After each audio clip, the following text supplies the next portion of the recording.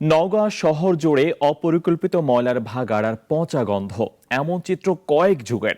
পরিস্থিতি পরিবর্তনে sanitary landfill নামে একটি প্রকল্পের কাজ শুরু হয় ৬ বছর আগে, কিন্তু নানান সংকটে কয়েক কোটি টাকা ব্যয়ে নির্মিত প্রকল্পটি এখনো আলোর মুখ দেখেনি।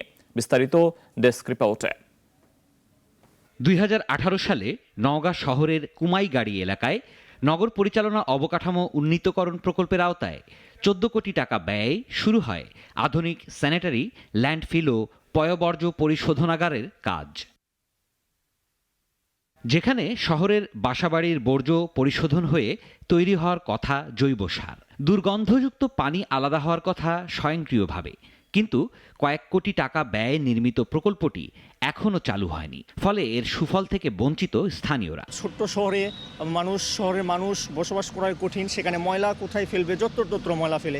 সংশ্লিষ্টরা বলছেন, প্রকল্পের ডিজাইন অনুযায়ী পচনশীল ও অপচনশীল বর্জ্য আলাদা করার কোনো পদ্ধতি নেই, তাই আলাদা শ্রমিক দিয়ে সে কাজ করা খুবই কঠিন।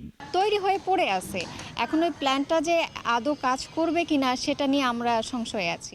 আপনি একটা জিনিসকে তৈরি করলেন, জিনিসটা ব্যবহার করলেন না, কিন্তু জিনিসটা পরে রাখলো, এটা অবশ্যই সরকারের যেমন লস হচ্ছে, এটা সংস্কার করতে হলে সরকারের ব্যয় তো অবশ্যই বাড়বে। বৈদ্যুতিক লাইন সহ বেশ কিছু মেশিন চালুই হয়নি এখনো, ফলে তৈরি হয়েছে প্রকল্পে ব্যবহৃত দামি মেশিন সরঞ্জামাদি নষ্ট হওয়ার শঙ্কা।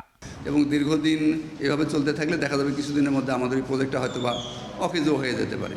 এই জন্য আমার যেটা মনে হয় যে আমরা যদি ওই অস্থায়ী ডাম্পিং স্টেশনটা চালু রাখার পরে কিছু অংশ ওখানে ফেললাম আর কিছু অংশ ট্রিটমেন্ট প্ল্যান্টে আমরা নিয়ে গেলাম, তাহলে আমরা প্রজেক্টটা সাকসেস হতে পারবো বলে আমি মনে করি। শহর পরিচ্ছন্ন রাখতে দ্রুত তদন্ত করে পয়ঃবর্জ্য পরিশোধনাগারটি চালুর দাবি বাসিন্দাদের।